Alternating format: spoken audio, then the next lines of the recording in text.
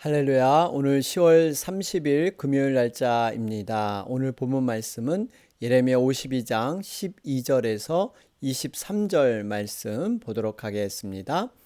바벨론의 느부갓네살 왕의 19째 해 다섯째 달 10째 날에 바벨론 왕의 어전 사령관 느부사라단이 예루살렘에 이르러 여호와의 성전과 왕궁을 불사르고 예루살렘의 모든 집과 고관들의 집까지 불살랐으며 사령관을 따르는 갈대아 사람의 모든 군대가 예루살렘 사면 성벽을 헐었더라.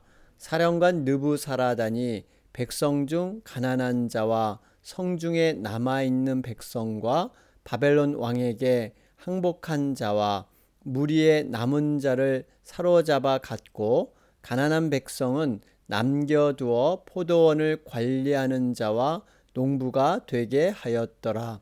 갈대아 사람은 또 여호와의 성전의 두 놋 기둥과 받침들과 여호와의 성전의 놋대야를 깨뜨려 그 놋을 바벨론으로 가져갔고, 가마들과 부삽들과 부집개들과 주발들과 숟가락들과 섬길 때 쓰는 모든 놋그릇을 다 가져갔고, 사령관은 잔들과 화로들과 주발들과 솥들과 촛대들과 숟가락들과 바리들을 곧 금으로 만든 물건의 금과 은으로 만든 물건의 은을 가져갔더라. 솔로몬 왕이 여호와의 성전을 위하여 만든 두 기둥과 한 바다와 그 받침 아래에 있는 12놋소 곧 이 모든 기구의 놋 무게는 헤아릴 수 없었더라. 그 기둥은 한 기둥의 높이가 18규빗이요 그 둘레는 12규빗이며 그 속이 비었고 그 두께는 네 손가락 두께이며 기둥 위에 논머리가 있어 그 높이가 5규빗이요 머리 사면으로 돌아가며 꾸민 망사와 석류가 다 노시며, 또 다른 기둥에도 이런 모든 것과 석류가 있었더라. 그 사면에 있는 석류는 96개요 그 기둥에 둘린 그물 위에 있는 석류는 도합이 100개이었더라. 아멘. 우리 계속해서 52장 묵상하는 가운데 있습니다. 여러분, 예레미야는 51장으로 끝나지만 예레미야 예언의 말씀을 대필했던 바룩이 이 51장에 이어서 열왕기하 24장의 내용을 다시 한번 52장에 기록함으로 정말 역사적으로 일어나는 그런 성취에 대한 예언을 확실하게 보여주고 있습니다. 자, 그러면서 오늘 좀 말씀의 배경을 우리가 알아야 할 것은요, 우리 12절부터 우리 16절 말씀을 보면 지금 이 예루살렘이 어떻게 함락돼서 어떤 심판이 임했는가, 이러한 것들이 쭉 기록되어 있습니다. 특별히 여러분, 예루살렘이 파괴된 것은요, 예루살렘이 바로 함락된 후에 파괴된 것이 아니라 한 달이 지난 정도에 완전히 파괴가 되었죠. 그동안 그 유대 사람들이 바벨론에 대해서 온전히 항복하지 아니하고 끝까지 항거했기 때문에 이젠 그 뿌리까지 뽑기 위해서 특별히 예루살렘 성전과 왕궁 그리고 고관들의 집, 성벽까지도 완전하게 이렇게 불태우게 됩니다. 여러분, 우리가 이 모습을 보면 모든 것이 지금 하나님의 역사적인 섭리 안에서 이루어지고 있다는 것입니다. 여러분, 예루살렘이 황폐화될 수밖에 없었던 것은 이스라엘 백성들이 범죄함으로 말미암아 하나님의 큰 섭리 안에서 결국 무너질 수밖에 없었던 것이죠. 여러분, 이러한 모습이 훗날 또 역사적인 사건에서도 동일하게 나타나고 있다는 사실입니다. AD 70년이었죠. 그때는 로마에 의해서 티투스라는 그러한 장군에 의해서 예루살렘이 함락이 됩니다. 여러분, 이 모습이 지금 BC 586년 느부갓네살 왕에 의해서 예루살렘이 포위됐다가 함락되는 이 과정과 너무나 동일한 복사판으로 일어나고 있습니다. 바벨론 지배하에 있던 유대가 로마에 대하여 반란을 일으킨 것처럼 동일한 일이 일어난 것이죠. 이 바벨론이 예루살렘 성전을 불사른 날짜, 또 로마가 예루살렘 성전을 불사른 날짜가 동일하다. 이렇게 역사학자는 주장하고 있습니다. 바벨론에 의해서 예루살렘이 함락된 사건, 예레미야의 예언을 통해서 그대로 이루어졌죠.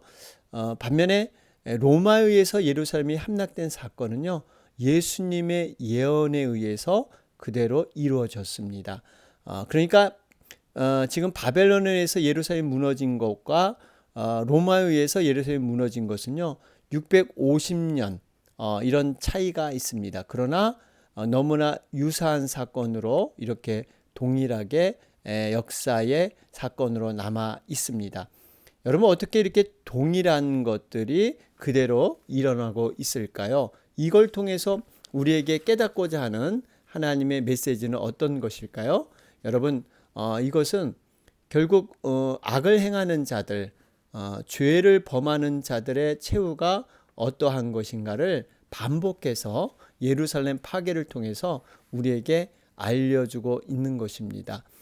여러분, 우리가 어떤 죄를 범하는 것은 새로운 신종의 죄가 아닙니다. 과거에 있었던 죄악들이 돌고 돈다 그러죠. 순환돼서 그대로 이렇게 이루어지게 되는데, 하나님의 그 대처 방법도 죄악에 대해서는 예나 지금이나 변함없이 하나님은 동일하게 이러한 죄악에 대해서 대처하신다 하는 것을 볼 수가 있습니다. 항상 우리가 악인이 행하던 것들을 생각하면서 그들의 죄악의 모습이 어떻게 끝나는가, 우리가 이걸 보면서 악인들과는 반대적인 그러한 행위로 우리가 살아야 된다. 거슬러 가는 행위, 여러분, 이것만이 우리가 살 길이다 하는 것도 다시 한번 돌아보게 됩니다. 자, 그러면서 특별히 이 파괴된 것 가운데 여호와의 성전이 파괴됐다. 13절에 나오죠. 여호와의 성전. 사실 예루살렘의 성전 하면요, 이스라엘 백성의 자존심이었고 모든 신앙의 중심이 바로 예루살렘 성전에 있었습니다. 솔로몬이 이것을 건축해서 봉헌된 지 400년 이상 그 자리에서 삶의 중심, 신앙의 중심의 역할을 했던 것입니다. 실로라는 곳은 하나님의 이름을 일컫는 받는 그런 집이었죠. 건축물로도 화려하고 웅장했지만 무엇보다도 거룩하고 하나님의 영광이 임하는 곳. 그런데 그곳이 완전히 지금 다 불타 버려 없어졌습니다. 하나님 입장에서 보면 고대 근동 사람들은 전쟁을 자신들의 어떤 무기로 싸우는 전쟁이 아니라 그들이 섬기는 신의 전쟁으로 생각을 했었던 거죠. 그래서 전쟁에 이기면 우리 신이 상대방 신보다 더 강하다, 이런 생각을 갖고 있었습니다. 이 바벨론이 섬기는 신은 우상이었죠. 무로닥이라는 우상. 그런데 사실 바벨론에 의해서 이스라엘 백성들이 완전히 패배를 했습니다. 성전까지도 불타버렸습니다. 세상 사람들이 생각할 때 이스라엘이 섬기는 하나님이 더 약하구나, 바벨론의 신이 더 강해서 전쟁에 이겼구나, 이런 생각을 가질 수가 있습니다. 여러분, 그런데 무로닥이라는 신은 우상이죠. 존재하지 않는 허상입니다. 그런데 지금 그 허상 앞에 하나님께서 모든 섭리를 주관하시고 역사를 인도하시는데 자신이 진 것처럼 이렇게 지금 보여지는, 어떻게 보면 하나님의 영광이 지금 훼손되는 것을 스스로 하나님이 선택한 것처럼 이렇게 보일 수가 있습니다. 하나님께서 정말 바벨론 군대를 막으실 힘이 없어서 약해서 여러분 예루살렘 백성을 내어줬겠습니까? 여기엔 깊은 의미가 있습니다. 하나님께서는 오죽했으면 자신의 이름이 땅에 떨어지는, 정말 영광이 가려지는 일이지만 그 하나님의 성전이 예배하고 기도하는 이러한 곳이 돼야 되는데 이것이 우상으로 말미암아 타락하니까 하나님께서 그 모든 것을 스스로 제하셨다는 사실입니다. 유다 말기에는요, 하나님의 예배 장소 성전이 더 이상 예배하는 곳이 아니었죠. 기도하는 곳이 아니었습니다. 성전에 그들이 우상을 갖다 놓고 제멋대로 그렇게 우상을 숭배했죠. 에스겔서 8장에 보면요, 예루살렘 성전은 하나님의 성전으로 불리고 있지만요, 그 안에는 온갖 가증한 우상들과 우상을 위한 제사로 가득 차 있었다는 사실입니다. 여러분, 이렇게 존귀하고 거룩해야 될 하나님의 성전이 타락했을 때 하나님은 비록 당신이 그곳에 임재하고 동행하는 모습이 그곳에 있지만 다 그것을 폐하여 버린다는 사실입니다. 얼마나 하나님의 마음이 아프셨을까. 또 정말 자기의 처소를 스스로 내줄 수 있는, 무너뜨릴 수밖에 없는 그러한 마음. 여러분, 이 마음을 좀 우리가 이해했으면 좋겠습니다.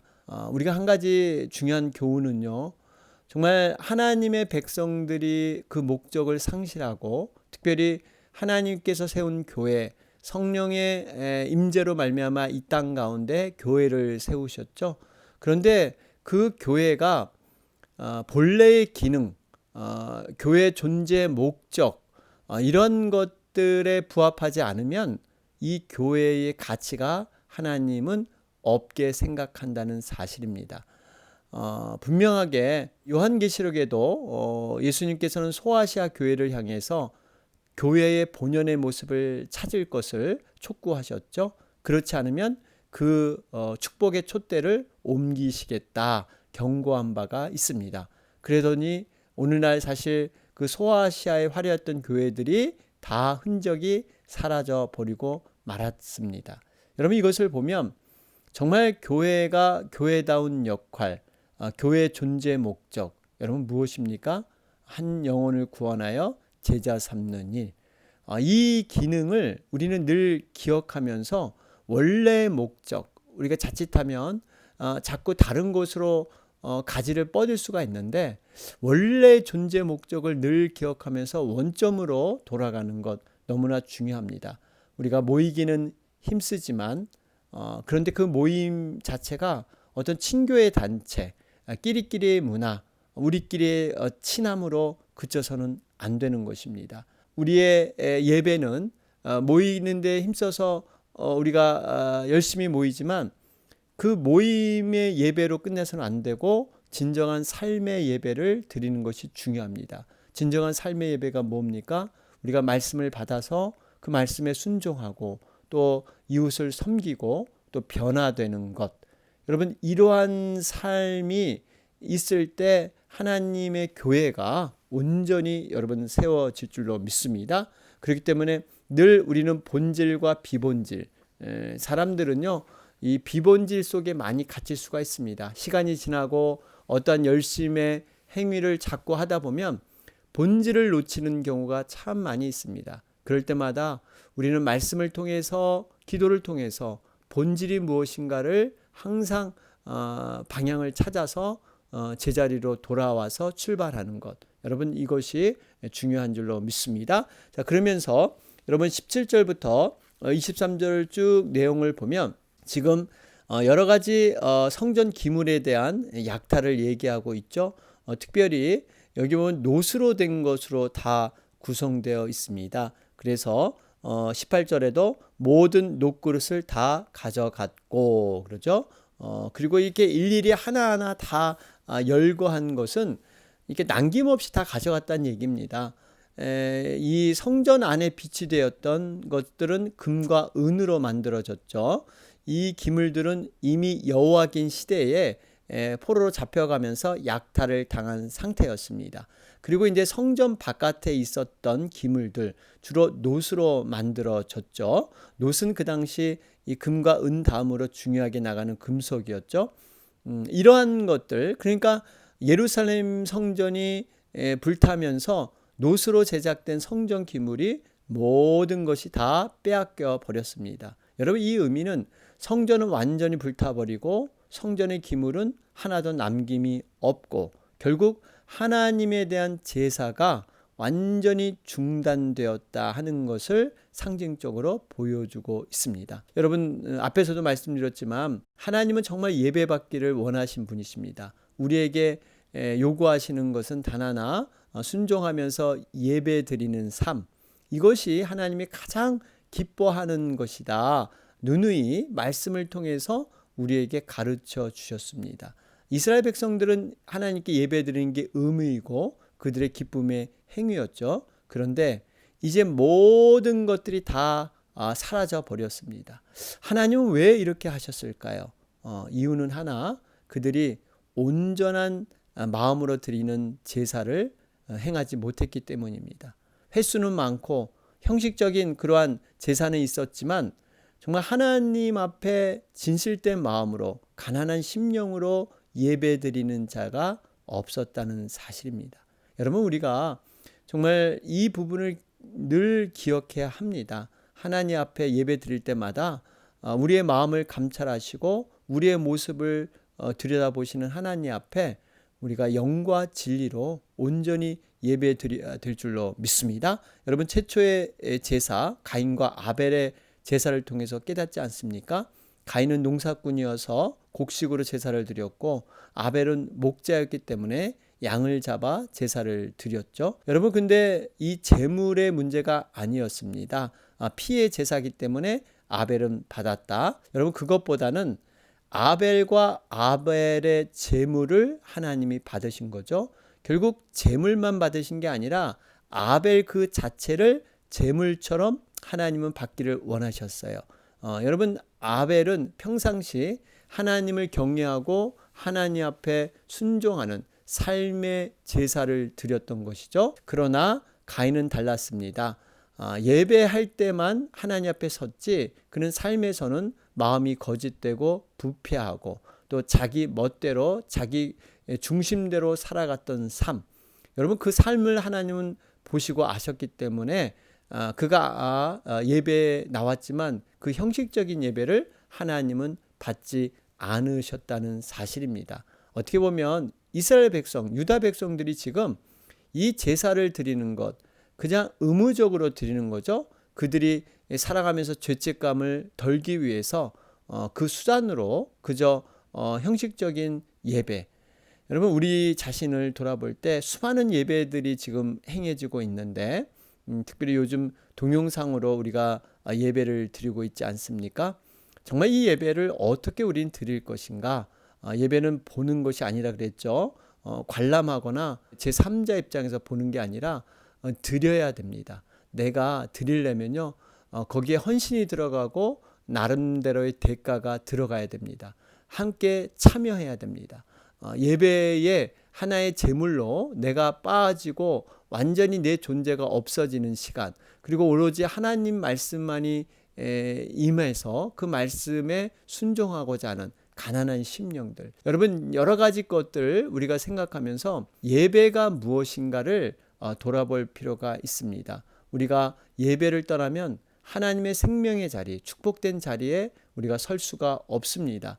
그 예배를 하나님은 얼마나 간절히 찾는다고 말씀하셨습니까? 요한복음 3장 23절 24절이죠.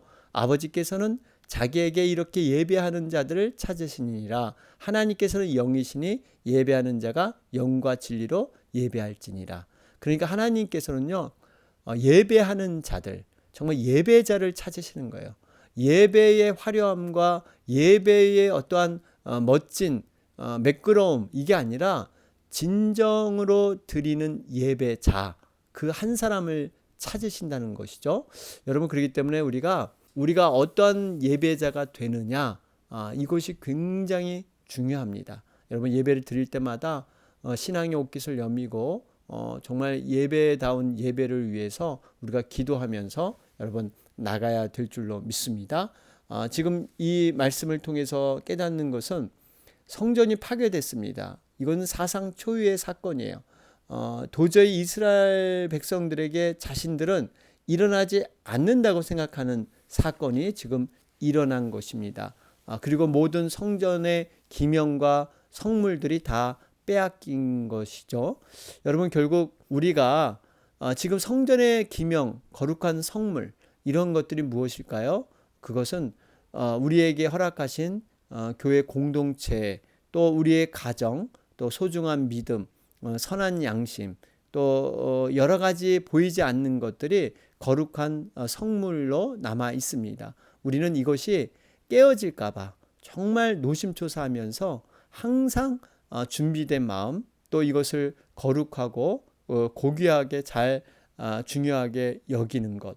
여러분, 이것이 정말 우리의 성물을 지켜나가는 과정인 줄로 믿습니다. 그러면서 한 가지 20절부터 쭉 그 묵상을 잠깐 하면요, 그만큼 모든 성전의 기물과 성전이 얼마나 화려했는가 하는 것들을 보여주고 있습니다. 그러니까 파괴된 거와 대조적으로 과거에는 얼마나 화려했는데, 얼마나 아름다웠는데 그것들이 다 지금 무너진 그 모습을 이렇게 기록해 놓고 있습니다. 특별히 규빗이라는 게 나오죠. 여러분, 이 한 규빗은요, 손가락 끝에서 팔꿈치까지의 길이 보통은 45.6cm 정도. 그런데 사람마다 조금 다르고 지역마다 조금 차이가 있습니다. 바벨론 사람들은 보통 한 규빗을 49.5cm로 정하고 있죠. 기둥을 보면요, 우리 21절에 보면 한 기둥의 높이가 18규빗이다 그랬어요. 여러분, 18규빗이면 보통 높이로 한 8.2m가 됩니다. 그리고 그 둘레는 12규빗이다 그랬죠. 여러분, 둘레는 약 5.5m. 그러니까 한번 기둥을 한번 생각해 보시면 한 기둥이 높이가 거의 10m에 달하고 둘레가 한 5.5m. 그리고 두께는 네 손가락 두께라 그러죠. 한 손가락 두께가 보통 1.9cm인데 7.6cm 정도의 두께. 여러분, 얼마나 성전의 기둥이 화려하고 아름다웠겠습니까? 이 정도로까지 화려했던 그러한 기둥들, 논머리를 만들었는데 그 높이가 5규빗이다. 한 2.3m에 해당이 되죠. 더군다나 이 석류가 있었다 그러죠. 여러분, 22절에 나오죠. 23절에도 나오고요. 이 석류는 그 당시 음료를 제공하는 과실이었습니다. 그래서 이것은 과실로만 끝나는 게 아니라 굉장히 아름다워서 종교적인 장식으로도 사용이 됐죠. 대제사장의 의복에도 이것이 사용됐고, 성전 기구의 장식에도 석류가 사용됐습니다. 그래서 석류는 아름다울 뿐만 아니라 생명을 의미하기도 합니다. 그렇기 때문에 이 석류가 23절에 보면 석류는 도합이 100개이었더라. 얼마나 그 성전의 찬란함, 이 석류로 장식된 아름다움, 그러한 성전. 여러분, 이러한 성전이 결국에는 파괴될 수밖에 없었다 하는 것을 우리는 볼 수가 있습니다. 얼마나 그 화려했던 성전이 하나님의 영광이 떠난 이러한 피폐한 모습으로 이렇게 서 있는가 하는 것들을 보게 되면서 우리 자신도 어떻게 보면 하나님께서 우리에게 지으신 성전이죠. 성령의 전을 우리는 모시고 살고 있습니다. 우리 한 사람 한 사람이 하나님이 지으신 성전일 수가 있습니다.